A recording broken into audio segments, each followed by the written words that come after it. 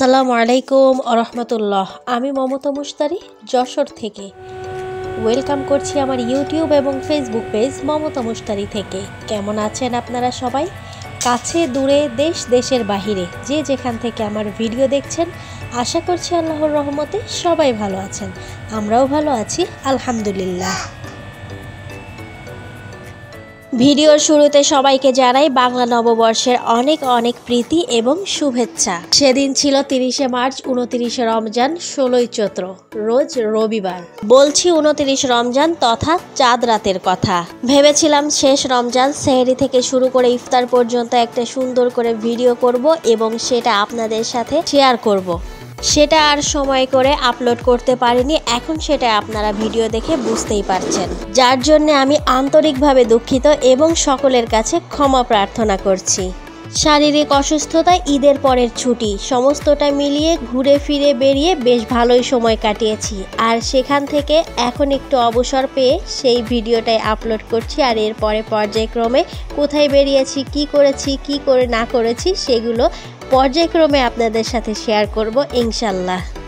আশা করছি পূর্বের ভুল ত্রুটি ক্ষমা করে এখন আবার সুন্দরভাবে আমার সাথে সময় দিবেন এবং সঙ্গ দিবেন। আপনাদের কাছ থেকে আমরা সেটাই আশা করি এবং সেই প্রত্যাশাটাই আপনাদের প্রত্যেকের কাছে রাখি। আসলে সত্যি কথা বলতে যেটা হয়, সামাজিকতা তো মেনটেন করতেই হয়। অন্যের বাসায় যাওয়া, আবার তাদেরকে দাওয়াত করে এনে বাসায় খাওয়ানো, আবার ঈদের পরে আসলে এইসব করতে করতে ঈদের একটা যে আমেজ সেটা কিন্তু থেকে যায় অনেক দিন। তারপর নিজেরা একটু ঘোরাঘুরি করেছি, নিজেরা একটু বিশ্রাম নিয়েছি। দেখা যায় একটানা কাজ করলে কি হয়, কাজের প্রতি আলসেমি চলে আসে বা অনীহা সৃষ্টি হয়, যার জন্যে আর কি একটু বিশ্রামেরও খুব প্রয়োজন ছিল, সেটাই করেছি। আর সব কিছু মিলিয়ে আমার কাছেও মনে হয়েছে এই একটু বিশ্রাম নিয়ে ফ্রেশ হয়ে তারপরে আর কি ভিডিও আপলোড দিই। ঈদের ছুটিতে সবাই বাড়িতে গিয়েছে, এখন ভিডিও আপলোড দিলে দেখবেই বা কে। এই একটু একটু করে দেরি করতে করতে অনেকটাই দেরি হয়ে গেছে। যাই হোক, ঈদটা ছিল খুশির দিন, উৎসবের দিন। আর আজও একটি উৎসবের দিন, বাংলা বছরের প্রথম দিন, বাংলা নববর্ষ। সকলকে তো শুভেচ্ছা জানিয়েছি। তো আপনাদেরকে বলছি, আপনারা যে এই খুশির দিনে, এই উৎসবের দিনে সকলে মিলে আবার যদি উৎসবের কথা চিন্তা করে, ঈদের কথা চিন্তা করে ভিডিওটা দেখেন, আশা করছি একটুও খারাপ লাগবে না। উৎসব মুখর পরিবেশই সৃষ্টি হবে, সেটা মনে করে এই ভিডিওটা দেখে নেবেন। গেল 2-3 বছর ধরে না আমি সেহরিতে একটুও খাবার খেতে পারতাম না। যদিও খাবার খেতাম তাহলে কি হতো, দিনের শুরুতে ওই সকালের দিকে বা দুপুর পর্যন্ত পেটটা আমার এত পরিমাণে ব্যথা করতো বা কামড়াতো, আর একটু পর পর বাথরুম লাগতো। সে যে এক কি অস্বস্তিকর, মানে সেটা আর কি বলবো। পরে এক ডায়েটিশিয়ানের ফর্মুলা অনুযায়ী আমি টক দই খেতে শুরু করলাম। তো উনি বলেছিলেন খাবারের পরে টক দই খেতে। 1 কাপ টক দই, মানে রাইস কুকারের যে কাপটা হয় না, সাথে দেয় ওই কাপের 1 কাপ টক দই, সাথে 8-10 দানা কালো জিরা খেতে, আর সাথে একটু জিরার গুঁড়া অ্যাড করতে। তো আমি দেখলাম ওইটা আমি ভাত খেয়ে যতটা না উপকার পাচ্ছি, তার থেকেও এই টক দই খেয়ে আবার ভাত খেলে না কি হতো, একেবারে ভরপুর হয়ে যেতাম অতিরিক্ত। পরে আর সেহরি খেয়ে যে আমরা ঘুমটা ঘুমাই, এটা না আর ঘুমাতে পারতাম না।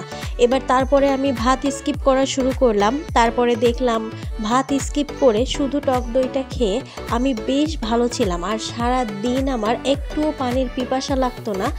আর তারপরে একটু একটু করে আমি জিরার গুঁড়া অ্যাড করলাম ওর সাথে। তারপরে একটু অ্যাড করলাম, কি বলে ওটাকে, ইসুপগুলের ভুসি যেটা আছে না, আমি খালি ওই ইসুপগুলের ভুসিটাই ভুলে যাই। আমার বাচ্চারা আবার ইসুপগুলের ভুসি বলতে পারে না, তো বলে ইসুপগুলের ঘুষি। আমার ওইটাই মানে বলতে বলতে না ওইটাই অভ্যাস হয়ে গেছে। যাই হোক, সমস্তটা মিলিয়ে যখন খাওয়া শুরু করলাম, তারপরে দেখলাম আস্তে আস্তে আমি নিজেও স্বস্তি পাচ্ছি। সেজন্য আপনাদের সাথেও একটু শেয়ার করলাম। আর এখানে সকালবেলা আমি ঈদের আগের দিন, মানে এটা তো 29 রোজার সকাল, আগামীকাল ঈদ হবে কি হবে না সেটা তো কোনো নিশ্চয়তা থাকে না।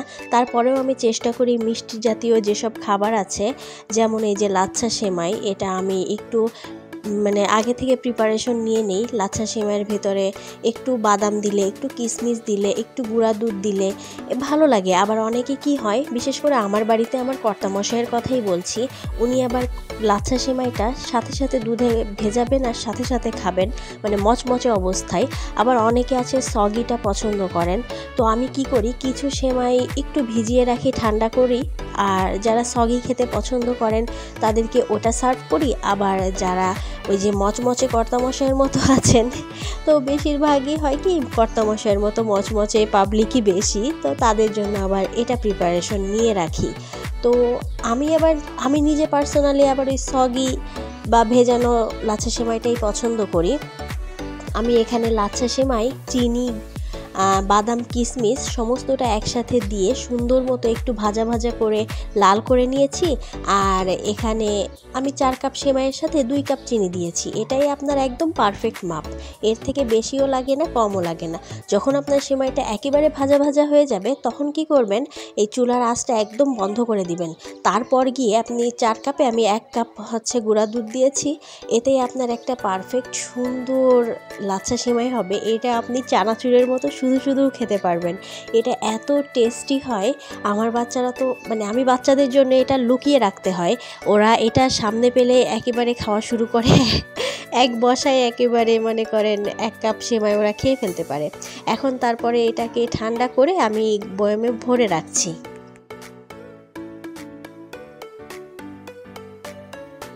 আবার এই লাচ্ছা সেমাইটা খাওয়ার জন্য দুধটা যে অনেক ঘন হতে হবে এমনটা না। এই সেমাইটা খাওয়ার জন্য আপনাকে মিডিয়াম রেঞ্জের ঘন দুধ হলেই হয়। যেহেতু আমি এখানে গুঁড়া দুধ মিক্স করেছি, সেজন্য আমি কি করি, দুধটাও একটু জাল দিয়ে রাখি। এখন একবার জাল দিয়ে ফুটিয়ে রেখে দিব, আবার একটু সন্ধ্যার সময় জাল দিয়ে নিব। এই 2-3 বার জাল করতে করতে না ওটা একা একাই আপনি আর কি ঘন, একটু মিডিয়াম ঘন হয়ে যায়। এর সাথে আপনার চিনি মেলানোর প্রয়োজন নেই, তবে যারা একটু বেশি মিষ্টি খেতে পছন্দ করেন তারা এখানে চিনিটা অ্যাড করতে পারেন। আর অবশ্যই চিমটি পরিমাণ লবণ দিবেন, আর একটুখানি এলাচ, দারচিনি দিলে এটা একটু স্বাদটা অন্যরকম হয়, আমার কাছে ভালো লাগে। আপনারা এটা দিয়ে ট্রাই করে দেখতে পারেন। যেহেতু ঈদ চলে গেছে, তা আপনাদের আর কি বলবো। তারপরেও উৎসবে, যে কোনো উৎসবে বা নিজেরা ঘরোয়াভাবে খেতে গেলেও এটা আপনারা করে দেখতে পারেন। আশা করছি নিরাশ হবেন না। দুধটা ফুটতে দিয়ে আমি এখানে ওয়াশিং মেশিনে চলে এসেছি কাপড়গুলো ছাড়াতে। কাপড়গুলো ওয়াশিং মেশিনে কাপড় কাচার একটা সুবিধা আছে, আর অসুবিধাটা হচ্ছে এই যে দেখতে পাচ্ছেন কি পরিমাণ যে জটলা বেঁধে থাকে। আমি জানি না আপনাদের এই সমস্যাটা হয় কি না, নাকি আমার একার হয়, আর কিভাবে এর থেকে পরিত্রাণ পেতে পারি। আপনারা যারা ওয়াশিং মেশিন ইউজার আছেন অবশ্যই আমাকে একটু কমেন্ট করে জানাতে পারেন। আমি এটার জন্য খুবই বিরক্ত হই। এই যে দেখুন কিভাবে জটলা পাকিয়ে আছে। আমি অনেকভাবে নেটে সার্চ দিয়ে দেখেছি, অনেকে বলে কি এর ভিতরে বোরিক পাউডার মানে ব্যবহার করলে নাকি কাপড়ে জটলা পাকায় না। তো কাপড় এমনিই তো হুইল পাউডার দিয়ে ধোয়া হয়ে ওর কাপড়ের রঙের কাজ সারা, আর তার মধ্যে যদি আবার বোরিক পাউডার দেই তাহলে তো আর আমার কাপড় হয়তো দেখার মতো অবস্থাতেই থাকবে না। এটাই আমার কাছে মনে হয়।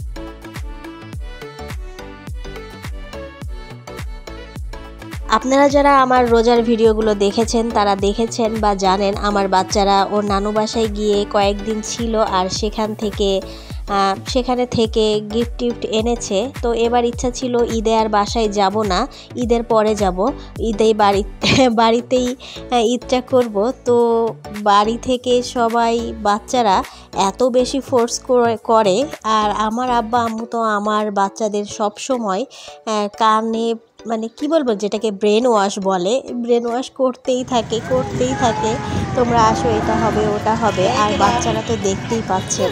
তারপর সকাল সকাল সমস্তটা গুছিয়ে গাছিয়ে বাবার বাড়ির উদ্দেশ্যে রওনা হয়ে গেছি। এখন বাচ্চারা বড় হয়েছে, তো এখন ওরা বেশ ভালোই বোঝে যে কোথায় গেলে কিভাবে সকলের সাথে, মামার সাথে, মামির সাথে বা পরিবারের সাথে যে একটা ঈদ করার আনন্দ, এটা না আমার বাচ্চারা এখন খুব সুন্দর মতো বোঝে, যার কারণে আমি ওদেরকে হাজার বললেও বা বোঝালেও ওটা আর কাজ হয় না।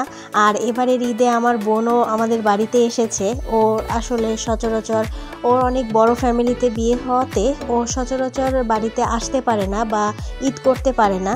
আমরা এবার ও বাড়িতে এসেছে আর আব্বা আম্মু এত বেশি ফোর্স করছে, তো বাচ্চাদের এত আবদারে আর বাড়িতে না গিয়ে থাকতে পারলাম না।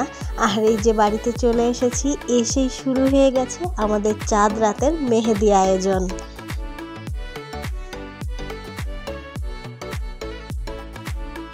সব কিছু মিলিয়ে চাঁদ রাত পার করে এটা হচ্ছে ঈদের দিন সকাল।